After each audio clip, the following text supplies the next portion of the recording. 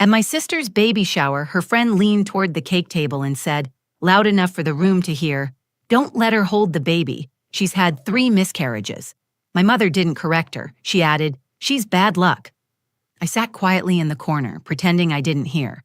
But then my husband stood up, and what he said stopped the entire room cold. The party was full of light and laughter. Pink balloons bounced against the ceiling fans, and soft music played under the buzz of conversation. The women gathered around Maribel were cooing over tiny onesies and arguing about which flavor cupcakes she'd chosen. I had just set down a plate of fruit when I heard it. Jenny's voice, sharp, joking, careless. "Don't let Lena hold the baby." A pause, then a cruel laugh. "She's had 3 miscarriages, remember?" My breath caught in my throat. I froze mid-step, and then I heard my own mother's voice, clear, calm, almost dismissive. "She's bad luck." Not a whisper, not a slip, a decision, a verdict. I was standing 10 feet away, but no one looked at me. No one even hesitated. So I did what I'd been doing for months. I sat in silence. I carried my plate to the furthest chair in the corner of the room behind the drink station, where no one could see the tears starting to burn in my eyes. I told myself this was my sister's day. I told myself not to ruin it. I swallowed every sharp thing rising in my throat and kept my head down. But I wasn't invisible, not to everyone. Avery saw me. He always sees me. He crossed the room, gently placed his hand on my shoulder, and asked, "Do you want me to say something?" I shook my head, but I couldn't speak. He looked at me for a long second, kissed my hair, and turned around. And then he raised his voice, not with anger, but with truth. "The baby you're all celebrating? The one you're waiting to meet?" he said. "My wife helped pay for every single doctor's visit that kept that baby safe. Every sonogram, every prenatal check, every emergency call at midnight. She was there. Every time." The room fell silent. Every hand froze mid-air. Every mouth stopped smiling. No one moved. And for the first time all day, I looked up. Because I wasn't ashamed anymore. I was done pretending. I hadn't planned to go to the baby shower. Not because I didn't love my sister. I do. Maribel is one of the few people in my life who never made me feel like I had to earn my place. Growing up, she'd crawl into my bed after nightmares, wrap her arms around me and whisper, "I feel safe when I'm with you." Even as adults, despite the distance that time and pain had wedged between us, there was still a thread tying us together. It just felt thinner these days. The truth is, after my 3rd miscarriage, I didn't want to be around anything that reminded me of what I lost. Balloons, rattles, pastel colors, baby-shaped cookies. All of it felt like a spotlight on what my body had failed to do. I wasn't bitter, not toward her. I was just tired. Tired of pretending I was okay. Tired of plastering on a smile that never reached my eyes. When the invitation came in the mail, handwritten, covered in tiny pink footprints, I stared at it for 3 days. I didn't RSVP. I just left it on the counter beside unopened mail and old grocery lists. Every time I walked past it, my chest tightened, not from anger, but from grief. A quiet, dull grief that settled into my bones. Avery was the one who finally asked, "Are you going?" I shrugged. "I don't know." He nodded and said nothing. That's one of the things I love about him. He doesn't rush me. He doesn't fill silence just to avoid it. But that night, while we were brushing our teeth, he looked at me in the mirror and said, "You don't have to pretend to be happy, but I know you love your sister. Show up for her, and if it gets too hard, I'll be right there." So I went. The shower was in our parents' backyard. It was a warm Saturday afternoon in Atlanta. The sun was high, the breeze light, and the trees wore that early spring green that looks like new hope. Ellen, our mother, had decorated everything herself. Banners, paper lanterns, mason jars filled with pink and white carnations. It looked like a Pinterest board exploded on the patio. Guests were already arriving when we pulled up. Women in flowing dresses and wedges, men holding diaper cakes and awkward small talk.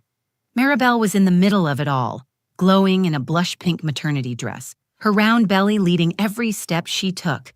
She looked beautiful. She always did. When she saw me, her face lit up. "Lena," she called out, arms open.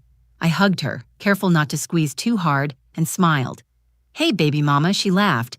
"I didn't think you'd come. I hoped, but I wasn't sure." I smiled again, softer this time. I wouldn't miss it. And I meant it. I was glad I came, even if a small part of me felt like I was watching my life from outside the window. I stayed close to the food table, helped refill drinks, passed out napkins. It was easier to be useful than to make conversation. The guests didn't know me well, and I was fine with that. Ellen was in her element, making rounds, laughing a little too loudly, introducing people with exaggerated pride. She barely acknowledged me, which was typical. My mother's always been hard to please. After each miscarriage, she offered hollow sympathy, followed by pointed questions. "What are you eating? Are you too stressed? Maybe this just isn't meant to be." Her words weren't knives, but they were dull blades that scraped every time. Maribel had been supportive in her way. She came to the hospital after the second loss, brought soup after the third. But she never lingered. She didn't know what to say, and I didn't know what to ask for. We became polite, careful. I hated that more than the silence. Despite everything, the party was beautiful. There were games, music, laughter. I even caught myself smiling when someone guessed baby food flavors blindfolded and gagged on the peas. I thought, maybe this is okay. Maybe I can just be here, love my sister, and keep my sadness folded neatly inside. Then I saw Jenny. She was Maribel's college best friend, tall, sharp-featured, loud. She had a way of making everything about her, and she always seemed vaguely annoyed by my presence. We'd never had a real conversation, just years of tight smiles and snide remarks, disguised as jokes. I noticed her hovering near the gift table, wine in one hand, the other gesturing as she spoke to two other women. I didn't hear her words yet, but I felt them. Avery was across the yard talking to my dad about car trouble. He glanced at me and smiled. I waved back. For a moment, I felt grounded. Then I walked over to set down a tray of strawberries, and that's when it happened. Jenny's voice, the comment, my mother's reply. But that belongs to another part of this story. Because before it all fell apart, there was this. A sunny afternoon, a beautiful shower, my sister's arms around me, and the faint hope that maybe I could exist in a space where new life was celebrated without being feared. And I held on to that feeling for as long as I could. The tray of strawberries was still in my hands when I heard her. Jenny's voice was louder than it needed to be. She had leaned close to the women gathered around the diaper raffle table, her wine glass tilted slightly, her mouth twisted into a smirk. "Don't let Lena hold the baby," she said. "She's had 3 miscarriages." She laughed. Just a breath, but it carried. I stopped walking. I wasn't more than 10 feet away, and suddenly everything else faded.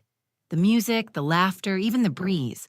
Then my mother's voice answered her, calm, flat, certain. "She's bad luck." No shock, no pushback, no awkward pause, just agreement, like they were talking about someone who wasn't standing within earshot, someone who wasn't family. I felt the strawberries tilt on the tray. I caught it in time and placed it on the table without looking up. My throat tightened, my chest burned, but no one looked at me. Not one person said anything. Jenny sipped her wine and turned back to her conversation. My mother adjusted her sunglasses and continued arranging the gift table, unfazed. I looked down at my hands, pretending to clean something off my skirt, willing myself not to cry. I didn't confront them. I didn't speak. I just stepped back slowly, crossed the patio, and found the furthest chair I could, half hidden behind the drink table, next to a potted fern that blocked me from view. I sat there and folded my hands in my lap, focusing on my breath. In, outside, in, outside. Keep your face neutral. Don't make a scene. I watched as guests laughed and posed for photos with Maribel. They passed around tiny jars of homemade jam and joked about baby names. No one noticed I was gone. I felt like a ghost haunting a party I was never invited to. In that moment, I wasn't a sister, a guest, or even a person. I was a statistic, a cautionary tale, a shadow people wanted to keep away from their joy. I replayed Jenny's words in my mind again and again. 3 miscarriages, not said with sympathy, not even with pity, just accusation, judgment wrapped in a smile. And my mother, my own mother, she hadn't defended me. She hadn't stepped in and said, "That's my daughter you're talking about." She hadn't reminded anyone that loss wasn't contagious, that grief wasn't a stain. Instead, she offered a shrug and a warning, like I was some kind of curse waiting to fall on Maribel's unborn child. I remembered the first time I lost a baby. The cold silence of the ultrasound room, the nurse gently pressing my hand, the way Avery's voice broke when he asked if I was okay. My mother hadn't come to the hospital. She had called the next day, sounding impatient. "Were you eating properly?" she had asked. "Were you resting?" These things don't just happen. After the second loss, she told me maybe I should stop trying. "Your body's telling you something," she said. "Maybe you're just not meant to have children." And after the third, she didn't call at all. I had stopped expecting support from her, but I never expected cruelty. Not like this. Not out loud, not in front of strangers. Across the yard, Avery was still talking to my dad. He didn't know what had happened. Not yet. I kept thinking about how I would tell him. Or if I would, maybe I'd just leave. Maybe I'd slip out the gate and sit in the car, wait for him to notice, and drive home without a word. But I didn't move. Part of me was frozen. Part of me was waiting. And part of me still wanted someone, anyone, to notice I was hurting. That's when Avery turned. I didn't wave, I didn't call out, but his eyes found me anyway. And he knew. He crossed the patio quickly. His face was calm, but I could see the concern in his eyes. He crouched beside me and took my hand. "What happened?" he asked. I couldn't say it. I didn't want to say it out loud. Saying it would make it real. So I just looked at him. He waited. Finally, I said quietly, "Jenny said something about the miscarriages." And my mom agreed. She called me bad luck. His grip on my hand tightened, his jaw clenched. But he didn't get up. He didn't rush. He just looked at me and said, "Do you want to go?" I shook my head. He touched my face gently. "Do you want me to say something?" I hesitated. The answer lived in my silence. He nodded. "Okay." He kissed my forehead, stood up, and walked away. I didn't know what he was going to say. I just knew something in the air had shifted, and the people who had whispered and laughed behind my back were about to hear the truth out loud. Avery stepped into the center of the backyard like he was meant to be there. He wasn't loud. He didn't raise his voice or slam a cup down. He didn't need to. The calm in his posture was louder than anything he could have shouted. He walked over to the edge of the patio near the table where Jenny and my mother still stood. Jenny was laughing again, probably about something else now, something light and meaningless. Ellen, my mother, was fixing the ribbon on a gift box and didn't even notice him approach at first. Avery didn't interrupt. He waited until they noticed him standing there. His silence drew attention. Conversations nearby started to die out. Heads turned. You could feel the shift ripple through the yard, the same way wind moves through grass before a storm breaks. He took a step closer to the table and said clearly, "Excuse me. I want to say something." Everything stopped. Jenny blinked. My mother looked up and squinted at him like he was out of place. People holding cupcakes paused mid-bite. Maribel turned from a group of cousins and took a step forward, suddenly alert. Avery looked at my mother first, then at Jenny, and then around the backyard, scanning every face. He said, "The baby you're all celebrating today, my wife helped pay for every doctor's visit that kept that baby safe." Silence. Every appointment, every ultrasound, every prenatal vitamin that Maribel forgot to pick up, Lena covered it. She was there when Maribel was scared, when she had a fever at 3 a.m. and didn't want to call our parents. She drove her to the emergency room when her husband was out of town and stayed up all night to make sure she got home safe. She held her hair when she was sick. She massaged her back. She braided her hair because she was too tired to lift a brush. He looked directly at Jenny. "And today you opened your mouth and said she shouldn't hold this baby. You called her bad luck. You reduced 3 losses, real lives, real grief, to a punchline." Jenny opened her mouth as if to respond, but he didn't let her. He turned to my mother. His voice remained steady.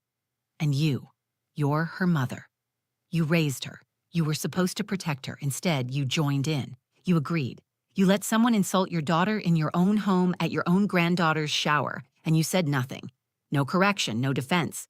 You didn't even look around to see if she was listening. You didn't care if she was." My mother's face shifted. She opened her mouth to speak, but Avery's voice pressed on. Not unkind, but unwavering. You think grief is something to be ashamed of. You think loss makes someone fragile or cursed. But you have no idea what kind of strength it takes to carry that kind of heartbreak and still show up. To still be kind. To still help raise someone else's joy while holding your own pain quietly in the corner. His voice softened, but every word landed like truth laid bare. You all judged her for what she lost, but none of you honored what she gave. I watched from the edge of the yard, breath caught in my chest. I had never seen anyone speak like that, not for me, not without hesitation. Avery didn't perform. He didn't seek applause. He told the truth, plainly and powerfully, and let it sit in the air. People were staring at him, unsure of what to say. Some looked down, others glanced at me, as if seeing me clearly for the first time all day. Jenny shifted her weight, her face burning red. My mother stood perfectly still, her expression unreadable. Then Maribel came forward. She walked past the crowd, past the games, past the table of unopened gifts. She came straight to me. She sat down next to me, tears welling in her eyes. "I'm so sorry," she said. "I didn't know they said that. I didn't hear it. I would have stopped them. I swear I would have." I nodded, unsure if I could speak yet. My throat felt raw. She reached for my hand. "You've been everything to me. I was scared and tired and confused, and you were there through all of it. And I never said thank you the way I should have. I let people treat you like you didn't matter when you've been the reason I got this far." I felt something shift in my chest. The pain was still there, but so was something else, a flicker of being seen. Avery returned to us. He didn't say anything. He didn't need to. He just sat beside me and held my hand. No one else came over right away. They were still processing. Let them. This wasn't about causing a scene. It wasn't about embarrassing anyone. It was about speaking truth into a space that had become too comfortable with silence. And I knew then something had changed. I wasn't going to sit quietly in the corner anymore. For a moment, after Avery spoke, the party froze. No one moved. No one spoke. The music kept playing from a Bluetooth speaker somewhere near the porch, but it felt distant and misplaced now. You could feel the discomfort ripple across the yard. The silence wasn't empty. It was full of thoughts no one wanted to say aloud. A few guests avoided my eyes. One woman, someone I vaguely remembered as a cousin-in-law, put down her cupcake and looked at her hands like she was embarrassed for being there. The tension hovered thick in the air, not from shouting, but from truth. Jenny stood stiffly near the gift table, her wine glass still in her hand. She didn't say anything. For someone so quick with commentary, she suddenly looked small, like someone who had crossed a line and didn't know how to walk it back. But the real silence came from my mother. Ellen didn't look ashamed. She didn't say, "Sorry." She just stood with her arms crossed, face still, as if she were bracing for a storm instead of realizing she was the one who caused it. Her silence didn't hurt me in the way her words had. It just confirmed what I already knew. She wouldn't fix this. She wouldn't undo what had been said. Maribel sat beside me, holding my hand tightly. She wasn't performing for anyone. Her apology had been quiet, real. Her presence felt more healing than anything else that day. She didn't defend Jenny. She didn't justify what our mother said. She just stayed close and let herself feel the weight of it with me. And then something I didn't expect happened. An older woman from the other side of the patio, a family friend of my mother's, stepped forward and placed her hand on my shoulder. "I'm so sorry, sweetheart," she said softly. "That wasn't right." A younger woman next to her added, "You didn't deserve that." It wasn't much, just a few words, but something inside me cracked open. I had spent so much time absorbing pain in silence, sitting quietly, making myself small, pretending it didn't hurt. But now, strangers were standing up, not with speeches, not with drama, just simple truth. I stood up. Avery watched me, not moving, just letting me lead now. I looked across the backyard at the people still gathered, some awkwardly holding baby shower games, others pretending to tidy up, but all of them watching. I took a breath and said, "You all heard what was said about me." The words came out steady. My voice didn't shake. I've lost 3 pregnancies. They were real. I had names picked out. I had dreams. I held hope in my hands and I lost it. Each time I grieved in silence. I showed up to holidays. I smiled through birthdays. I hugged people through their good news. I never asked anyone to hide their joy, even when it crushed me. I paused, not for effect, but to make space for the weight of it. But today I was called bad luck, out loud, in front of all of you, and no one stopped it. There was no anger in my voice, just truth. I am not ashamed of what I've been through. I am not cursed. I am not broken. I have known grief, and I have carried it with grace. I turned to Maribel, whose eyes were filled with tears. I love my sister, and I came here today because I wanted to celebrate her. But I will not stand in a room where my pain is used as a joke or a warning. Then I looked at my mother. I deserved better from you. Her face didn't change, but her eyes flickered, just once. A tiny shift. I don't know what lived behind it, regret, anger, guilt, but I wasn't waiting for her to explain it. I was done waiting for anything from her. I turned back to Avery. He stood with me. And then, in the middle of the baby shower with everyone watching, Maribel stood too. She stepped to the table where the baby gifts were stacked, picked up the small envelope labeled Lena, and brought it to me. I was going to give this later, she said, handing it over. But maybe now is the right time. I opened it. Inside was a photo of a sonogram, and underneath it she had written in black ink, "If it's a girl, her name will be Lena Grace." I covered my mouth with my hand. For a long second, I couldn't breathe. "I know it doesn't take away what you've been through," she said, "but I want her to grow up knowing who helped bring her into this world. Not because of money, because of love." I didn't cry loudly, I didn't fall apart, but the tears came, steady and sure. Avery wrapped his arm around me and I leaned into him, not to hide, but to rest. Around us, people started to clap, hesitant at first, then more certain. A few walked over to speak with us, to apologize, to say they had no idea. Jenny stayed back, still quiet, still holding her glass. And my mother walked away. She didn't say a word. That was the last moment I truly expected her to change. And when she didn't, I felt free. The next morning, my phone rang just after 8. I saw my mother's name on the screen and stared at it for a few seconds before picking up. Her voice was quiet, not cold, not warm, just cautious. "I heard what you said yesterday," she began. I didn't reply. "I didn't mean to hurt you," she added. "I was raised to believe certain things. I guess I passed those beliefs down without thinking about the damage." I waited. She let out a breath. "You deserved better than what I gave you." It wasn't a full apology, but it was more than I expected. I accepted it without saying much. I didn't have the energy to unpack years of silence in one phone call, but I felt something shift between us. Not healed, but less broken. In the days after the shower, Maribel called me often, sometimes just to talk, sometimes to ask if I wanted to help her choose colors for the nursery. She sent me photos of swatches and little socks she'd bought online. She included me in ways that felt natural, not forced. One afternoon, I stood in the middle of her baby's future room, holding a tiny onesie that said, "Worth the wait." The words struck me in a way I didn't expect. She walked in behind me, her arms full of folded towels, and smiled. "I know it's not your job," she said, "but if you ever feel like being a second mom to this baby, she'd be lucky to have you." I nodded, swallowing the lump in my throat. Something had changed. My grief hadn't disappeared. I still had days where the ache pressed down on me without warning. I still cried when I passed the baby section at the store, but I no longer carried it alone. I had Avery, steady and soft. I had Maribel, growing into someone I could lean on again. And for the first time in years, I had myself. Unapologetic, visible, unashamed. I joined a pregnancy loss support group. At first, I just listened. Women shared stories that mirrored mine. Hospital rooms, bleeding hearts, well-meaning friends who said cruel things in gentle tones. One woman said, "I feel like my body betrayed me." I spoke up for the first time then. "I used to feel like that," I said, "but my body didn't fail. It grieved with me. It held life. Even if it was brief. That's not failure. That's love." There was silence, and then a quiet chorus of agreement.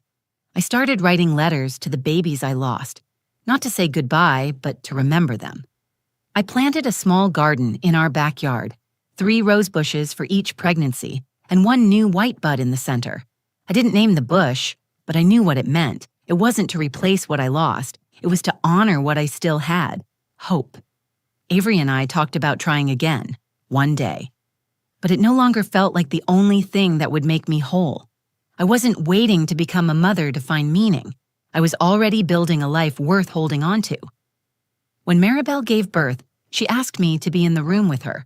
She said, "I want the baby to see your face first. You were the one who believed in her before anyone else did." I stood beside her, holding her hand through the final push. When the baby let out her first cry, something inside me opened.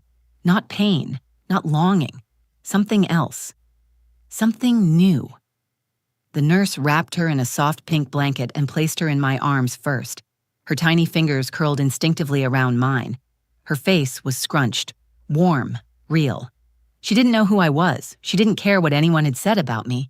To her, I was just someone who held her safely.